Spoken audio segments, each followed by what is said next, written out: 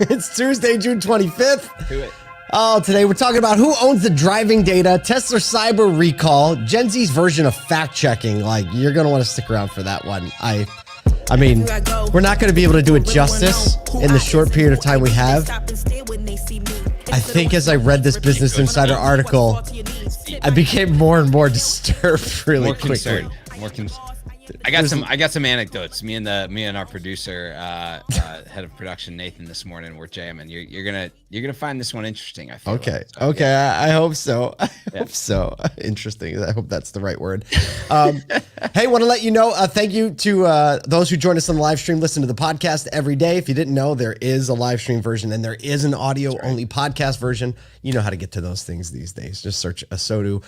We are tomorrow having our next ASOTU Edge webinar. This is what time is it going to be? 2 o'clock Eastern. 2 o'clock. 2 o'clock Eastern with our friends. What was that? Yeah, 2 o'clock Eastern tomorrow. Reawakening your dealership, overcoming industry challenges from the COVID coma. It feels weird to be saying the COVID coma when we're in the middle of the CDK thing. They're not the same thing. Not the everybody. same. By the way, they're not the same. Close.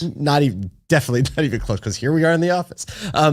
But basically, we're going to be spending some time with Bobby Goudreau and Mike Whitlow of Activator, with Jake Blair, who's the GM of Tyndall Mazda Southtown, talking about strategies to rebuild trust, adapt to new consumer behaviors, and enhance customer loyalty. I think the rebuilding trust part of the conversation is unintentionally a lot more important than it was 2 weeks ago. Way important. Yeah, I have a sense that there's going to be some timeliness to this conversation that maybe we weren't even expecting when we scheduled this. For sure we were. Yep. This has been on the calendar for a while. Go to ASOTU.com.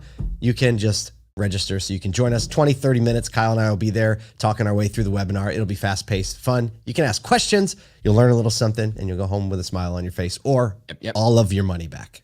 Got him. Every dollar. Hey, let's talk about before we get into the first story, right? Talk about the consumer trust issue. We have been on so many phone calls, part of email threads. We hosted live streams in resource centers last week. A lot of people are talking about this, and there's some behaviors creeping up, especially the way we talk about it publicly, that you brought up in a conversation at the end of the day yesterday, that we were like, we need to start talking about this more. So so we were talking to someone that we trust in the industry and absolutely love yesterday, and she and lots of influence. Yeah, they decided as a company, after initially wanting to kind of send out a blast email to all of their customers, that they were not going to do that for fear of betraying the trust, the loyalty, the understanding of the customer, because there wasn't enough information at hand in order to serve them well. Things like, the answers, will I get credit monitoring? Is my data safe? Am I secure? What's the next steps? All of those types of things. And what I realized, I sat up last night and I messaged you. I said, the reality of what we're doing as an industry, whether it be us or automotive news or CDG or CBT, doesn't matter. Basically, everybody that is putting this CDK thing on a massive pedestal on the consumer stage, not just internally, right? I think that there's a benefit to talking about it internally, sharing best practices, but it's moving to be in the consumer spotlight is we start to wear down the trust of the consumer. And I fear that if we go too far, we will massively impact our ability to be loved by the consumer base and be trusted by it, especially in light of things like the cars rule being in play and still being kind of like potentially out there, and a lot of security things being baked in to that cars rule. And with outside players, right? When it comes to outside OEMs wanting to come in, when it comes to OEMs wanting to go direct to consumer, own the tech stack, and when it comes to used car aggregators like a CarMax or Carvana, having the ability to kind of like change the consumer perception. Yes, it's dangerous. Yeah, it is, especially when we're talking about having a larger retail audience, right? And like you said, Kyle, I want to reiterate that internally, right? Inside conversation, inside the industry. We need to get better. We need to talk about these things. Brian Benstock was talking to him and he was just like, no customer has come in asking me which DMS I'm on, right? The punchline to that statement is like, we'd like to keep it that way, right? Because that's not what it's about. So the more I think this is talked about or email blasted about to consumers, it's bad for us. It doesn't allow us the space we need to actually make it better. And so even like, and I've started to see, and if this is you, like, please stop. I've started to see like cyber security threat sales, like we're still open. Oh no. Happening.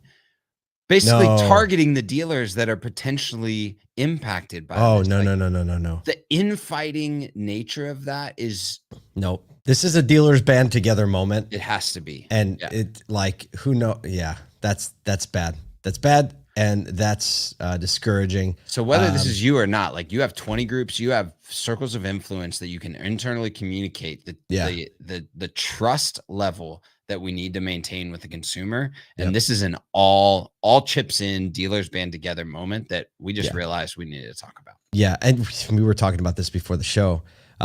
This is like when Ticketmaster got hacked and people blame the band, right? Dealers, you're the band. And no one's even like excited to show up to hear your songs. You know what I mean? Right. Like we're already 2 strikes in, everybody. Oh my goodness. So that's just the way this works. Hey, I want to answer Tony Lucas in the live stream comments. Good morning. So good to see you out there toward the West Coast. Dean Mitchell, you will of course repost the webinar, correct? We don't repost the webinar, Dean. However, if you register, you will get the replay recording of the webinar. So yes, you can get it if you can't make the time. Thanks to our friends monitoring the social feeds for answering that as well.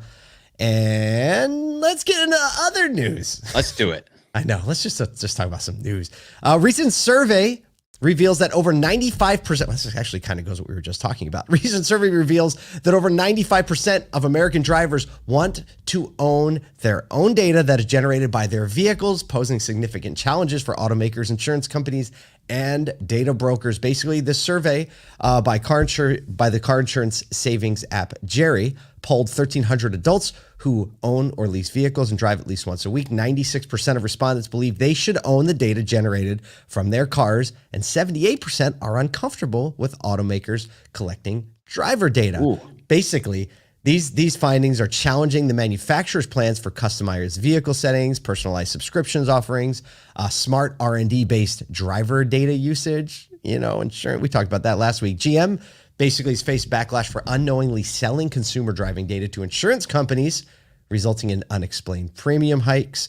Here's a quote from Henry Hoeing, a data journalist at Jerry. He said, even 2/3 of Gen Z respondents said they're uncomfortable or extremely uncomfortable with the collection of their location history. Whoa. Yeah. So, but they do have Google Maps turned on and everything, location services turned on their phones. That's the problem that I have is like, no, it's already been happening. The difference here is I think manufacturers are going to have to get better with their terms and conditions, their disclaimers, their acceptance clauses. When you log into a vehicle, do you accept certain things, right? Instead of just like the vehicle turning on and you expecting, at minimum, you should have to like, I agree to the terms and conditions of this software and data. Oh, so usage, annoying. Right? But I'm guessing that something like that is going to happen, especially on like any key software updates or anything. I actually, I was thinking as I read this story this morning, I don't know if you remember, but Jim McKelvey, our good friend, co-founder of Square, speaker at the first ASOTU keynote speaker, created this service, which if you haven't looked it up, it's called Invisibly, which is kind of like a way to enter in as the middleman on your personal data services. And so I think this is a unique challenge that a lot of people are trying to figure out on how much of your own personal data do you actually own the rights on distribution to, and things like larger personal devices like cars getting access to that type of stuff is going to challenge that narrative even more and more, right? You already have like cross-app tracking on Apple going away, de-anonymized cookies, all this stuff where people are much more aware of what data. And so automakers are just going to have to make pivots to make sure that they are clear with what data is going in and out. Speaking of making pivots, pivots. Pivots on pivots. The U.S. National Highway, the NHTSA, you know who they are. They reported that Tesla is recalling 11,688 Cybertrucks. I think that's all of them. I think it's all of them. Due to a windshield wiper failure that could reduce visibility, increasing crash risk. You've seen that windshield wiper. It's gigantic. It's like 4 feet tall. It's massive. An additional 11,383 Cybertrucks are being recalled. Oh, okay. These are different groups. Some of the windshield, different group is being recalled because trim in the trunk bed could become loose, creating a road hazard for other motorists. That's great. And if you're a motorcycle rider, this hits you a little different when you're driving behind something and something falls out. That's a bit tongue in cheek. Hits you a little different. Hits. It really does. Got him. Basically, this follows a previous recall in April, if you remember, where nearly 4,000 Cybertrucks were recalled to address an accelerator pad cover that was slipping and locking the accelerator down. Basically, these add to the existing challenges, production challenges for the Cybertruck. With mass production still slated to start up next year. We're seeing more and more of these on the road, though. Basically, Tesla said their service team will replace the wiper motor, secure the trim free of charge. But I think the big thing is, and the big conversation is that, like, this is not an over-the-air update. That's what I was about to say. Not an over-the-air update. That's kind of an interesting thing here that you have to get to a service center, and there are not a ton of those out there.